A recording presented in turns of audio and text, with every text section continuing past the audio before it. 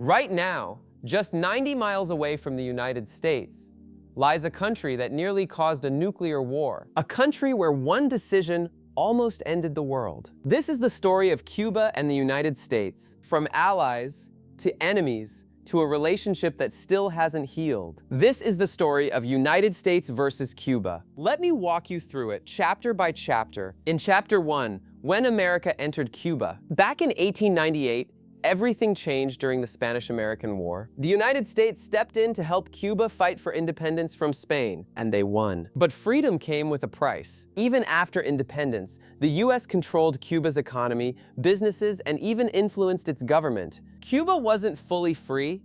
It was under American shadow. Chapter 2. Then the revolution that changed everything. Then came a man who would change history forever, Fidel Castro. In 1959, he led the Cuban Revolution and overthrew the US-backed leader Fulgencio Batista. At first, the US waited to see what would happen, but Castro had a different plan. He took control of American-owned companies, declared Cuba a communist state, built strong ties with the Soviet Union. Now, America saw Cuba as a serious threat right on its doorstep. Chapter 3, 13 Days That Shook the World. In 1962, the world almost ended. This was the Cuban Missile Crisis. The Soviet Union secretly placed nuclear missiles in Cuba, just 90 miles from the US. When American President John F. Kennedy found out, everything stopped. For 13 days, the world held its breath. Nuclear war felt inevitable. One mistake could destroy humanity. On the other side, Soviet leader Nikita Khrushchev refused to back down. But in the final moments, a deal was made. The Soviets removed the missiles. The US promised not to invade Cuba. The world survived. But nothing was the same again. In Chapter 4, The Long Freeze. After that crisis,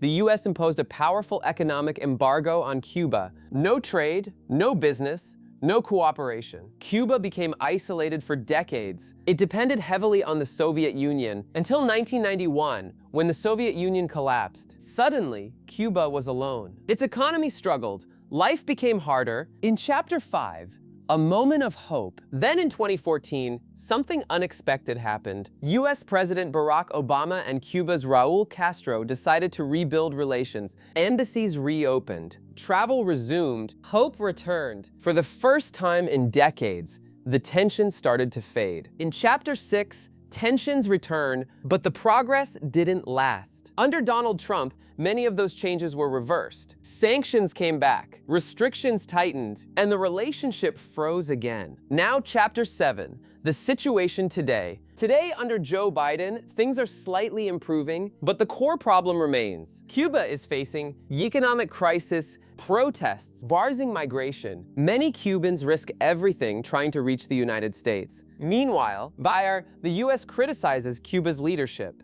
Cuba blames US sanctions. The tension still exists. From revolution to nuclear fear, to decades of silence. The story of Cuba and the United States is one of the most powerful rivalries in modern history. And even today, it's not over. A what if the story doesn't end in war? What if, after decades of tension, silence, and survival, the other chapters of Cuba and the United States is still being written right now? Because history tells us how we got here, but it doesn't tell us how it ends. Chapter 8, The Breaking Point. Today, Cuba stands at a crossroads. Years of economic pressure, shortages of food, fuel, and medicine, and growing frustration among its people have pushed the country to the edge. Across the island, voices are rising, not quietly anymore, but louder than ever before. Young people, connected to the world through social media, are asking questions their parents were afraid to ask. Why are we still struggling? Why hasn't anything changed? And for the first time in decades, the government is facing pressure not just from outside, but from within. At the same time,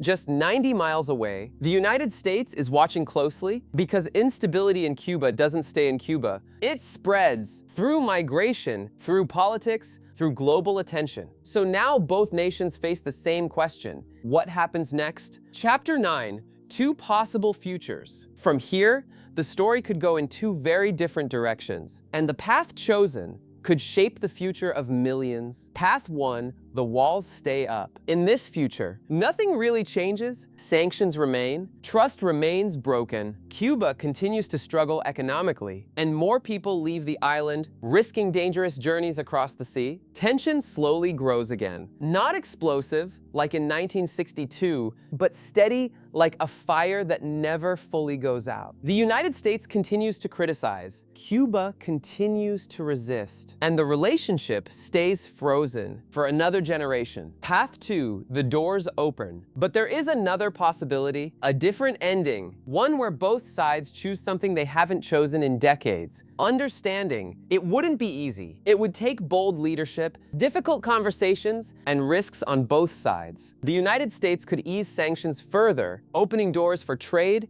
investment, and opportunity. Cuba could respond with reforms, giving its people more economic freedom and a stronger voice in their future. Travel could increase, businesses could grow, families separated for years could reconnect, and slowly, the wall between the two nations could begin to fall. Chapter 10, the power of the people. But here's the truth most people don't talk about. The ending of this story might not be decided by presidents. It might be decided by people. Ordinary Cubans demanding change. Cuban Americans bridging cultures and pushing for connection. Young generations on both sides who don't carry the same fears of the past, because time is changing everything. The leaders of the Cold War era are gone. The world is different now, and the question is no longer about ideology. It's about survival, opportunity, and dignity. Chapter 11, a quiet shift already happening. Even now, there are small signs of change. More communication, more migration pathways, more conversations happening quietly behind the scenes. It's not dramatic, it's not headline-breaking, but it's real. And sometimes, the biggest endings in history don't come with explosions. They come with slow,